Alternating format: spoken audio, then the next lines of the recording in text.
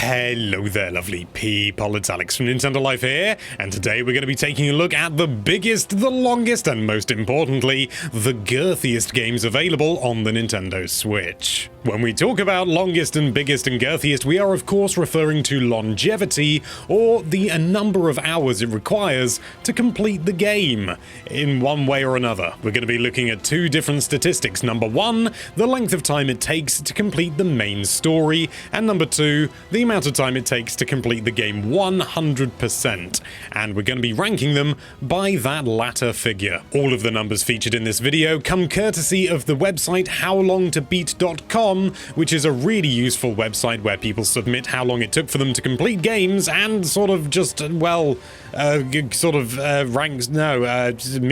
averagism, that's the thing. Check it out by clicking the link in the description, because we wouldn't have been able to do this video without it, or at least if we did, it would have been extremely inaccurate. There are also a few little provisos we need to go over very quickly for any game featured in this video. For example, games which have a heavy focus on random number generation, procedural generated goodness, or indeed just multiplayer matchmaking are not allowed. So things like Splatoon 2, The Binding of Isaac, basically roguelikes as well, and anything with a really heavy multiplayer focus. They're not allowed. That's cheating, you can play them forever. But anyway, that's more than enough waffling, let's dive right into things. Starting things off, we have Fire Emblem Three Houses, which should give you an idea of just how long some of these games can be if this is the shortest one. I love this game, and I haven't played nearly as much as I would like, honestly, because I've been moving house, and there have been other things that are slightly more important, like Super Smash Bros. Ultimate. But it's a wonderful game with a really engaging storyline, and actually a pretty involved and interesting plot that has some really sort of good twists and turns in it, and really actually kept me invested, which is not that common for video games, which is kind of depressing. If the plot line's all you care about, it's going to take you roughly 40 hours to get through, rounded to the nearest 5. I should have mentioned that. I didn't mention it at the start. But if you want to do every side mission that's possible in a single playthrough, because obviously there's a whole Three Houses thing, then you're going to be playing some strategic turn-based goodness for a grand total of 150 hours. To put that in perspective, that's 15 times longer than 10 hours. Dear God, he's right! And what's more, it's absolutely worth it. I don't know whether I would actually sink 150 hours into the game myself, if only for the fact that I've got so many other things I need to do in my life, but if I had the time, I bloomin' would. I probably wouldn't complete it, but I bloomin' would put 150 hours in.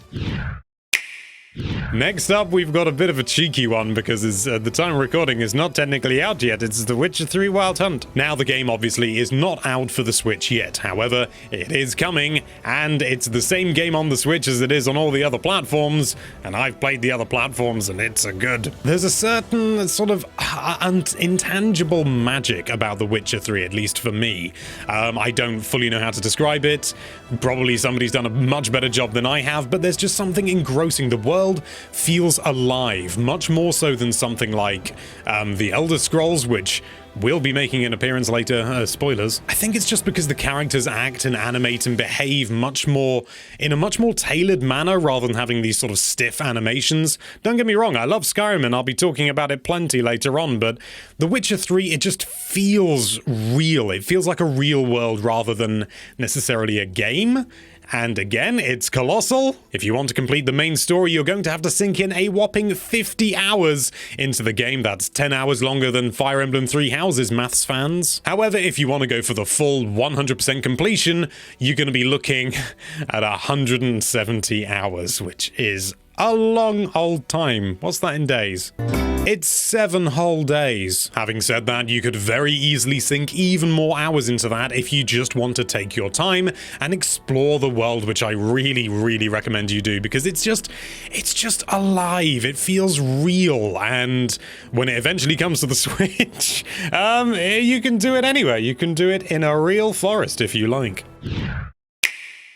Next up, we have The Legend of Zelda Breath of the Wild, because of course we bloody do. I don't know what I can say about this game. I mean, like The Witcher 3 Wild Hunt, the world feels alive, but in a different way. With The Witcher 3, it was more about the people. The people feel like real characters, real alive personalities, whilst with Breath of the Wild, it's much more about the landscape itself. Hyrule is just this living, breathing entity in the game. I'd be surprised if you didn't know anything about Breath of the Wild, because it really was that big of a deal when it first came out. And you know what? Sod it still is. I love this game to death, and I've put more hours into it than it takes to do 100% completion.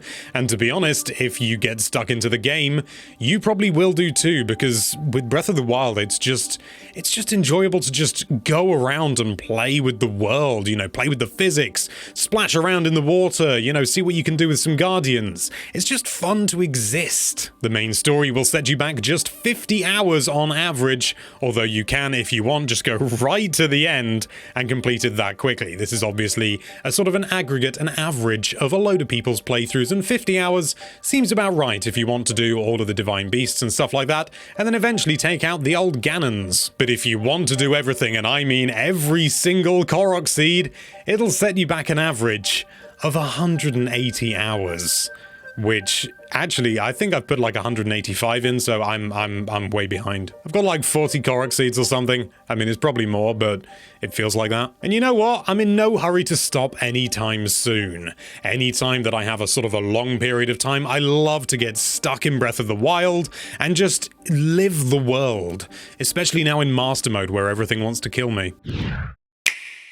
Moving on to something a little less story-driven than some of the previous entries, we have Fire Emblem Warriors. If you've played any Warriors game, you'll know that they are renowned for having a metric colossal ton of content for you to chew through, and this game is no exception. I enjoy the game, I really do. However, I'm not the biggest Warriors fan in the world. I think it's just, for me personally, a little bit grindy. However, I know plenty of people who absolutely love that style of game, and as such, this one will do you very, very well indeed. The main story will take you a paltry 10 hours to complete. It's really not very long at all. However, if you want to go from start to 100% completion, you're gonna have to set aside 215 hours. That's basically 9 days of your life. Imagine if you started playing this game, I don't know, a Monday morning, Monday, you know, sort of at midnight, the moment Monday starts, and you don't stop. It would take you until, like, Wednesday, the end of Wednesday the next week. No, I mean the end of Tuesday. The end of Tuesday the next week if you never slept and you did everything in a reasonable That's ridiculous! That's insane! How can anyone put that much time in? Having said that, I've got about that much in Smash Ultimate.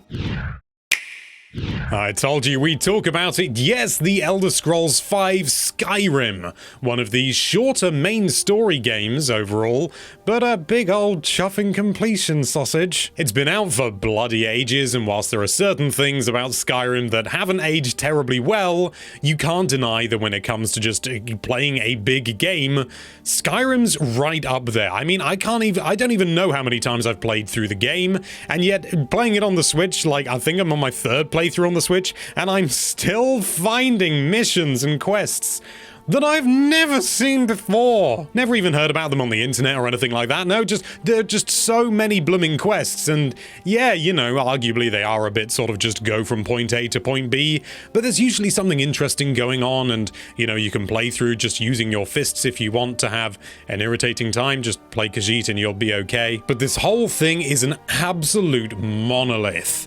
The main story will only set you back 35 hours, which may not seem like a huge amount, and, well, I suppose in the context of this in this list, it's not.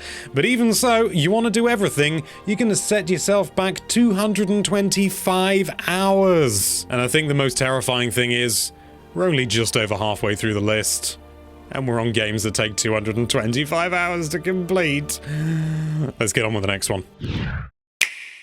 Sliding into an even higher gear, we have got Xenoblade Chronicles 2, which is notorious for being effing enormous. Sadly, Xenoblade Chronicles 2 didn't grip me as much as I would have liked. I know plenty of people who absolutely adore the game, and I really did enjoy my time with it, but I think it was just such a massive undertaking in order to play it that I kind of kept putting it off a little bit. I really should return to it and give it a proper chance the moment I have 65 hours spare to just do the main story. That may sound like a lot just for the main story, and you know what? You're bloody right, it is a long time. That's like more than 3 days, and I only know that because of Majora's Mask. There's a fun fact you learn about me. I think 65 is more than 72, and I'm an idiot. But if you want to get the full Xenoblade Chronicles 2 experience and milk every single last drop of hourly goodness out of it, you're going to get 250 of the sods. 250 hours! As I'm reading this out in the context of everything else, it sort of seems like, yeah, that's a long time, but it is only 250 hours. But when you think about it, it's 250 hours. I mean, if you were to play all these games on this list... Oh god, I'm going to have to add them up at the end, aren't I? The penultimate game on our list, yes, it's Hyrule Warriors Definitive Edition, which includes all the DLC in one meaty package. And when I say meaty, I mean...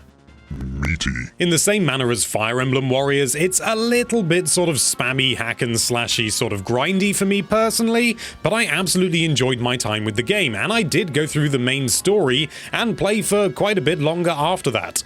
Not surprising really when you consider the main story is only 15 hours. Yeah, the Warriors games generally have quite a short story, but then the extra stuff you can do, which generally has some pretty interesting stuff going on with it, and they mix things up well and do unusual things and pit unusual people against unusual foes and things like that, and give you different objectives. It's overall, it sort of seems like it should be a lot of spam and unnecessariness when you consider that to complete it all it takes 345 hours. But if you enjoy the core gameplay loop, then you are gonna have a lot to do and a surprising amount of variety. I particularly like the bits where you go around the little maps and you have the oldie-timey maps and you have some strange things going on, and the Majora's Mask one, you have to do everything in 3 days, and oh god.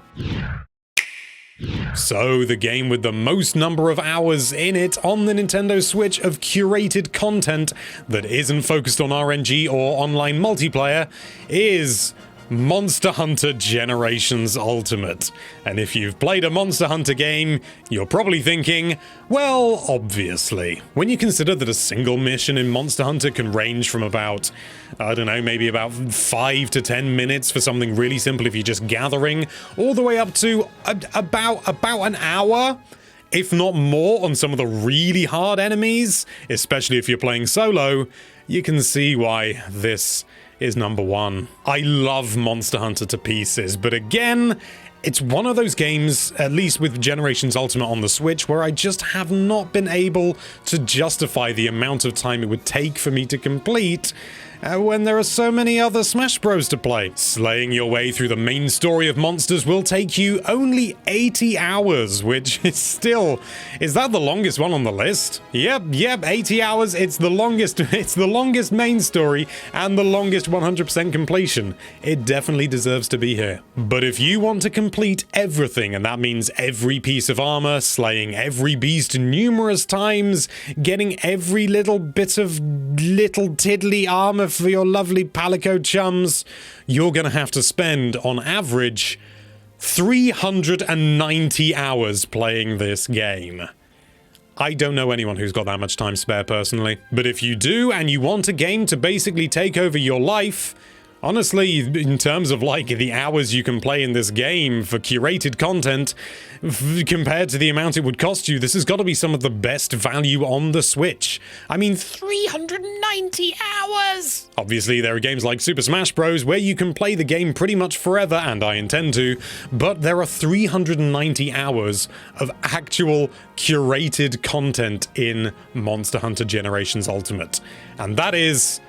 well, it's difficult to get your head round. If you were to, in theory, go without sleep and still remain sort of awake and alert enough to be able to play the game properly, this would take you over 2 solid weeks of your life with no sleep, 24 hours a day, not getting bored. You will get bored if you do. Don't do this. That would actually be dangerous to your health. To be honest, I think playing any of these games non-stop to 100% completion would be dangerous to your health, so don't do that. But what if you wanted to play all of these games to 100% completion, one after the other, to say that you've completed all 8 of the longest games on the Nintendo Switch? Well, you're going to be looking at a grand total of... too many hours. So there you have it. Those are the longest and biggest games on the Nintendo Switch.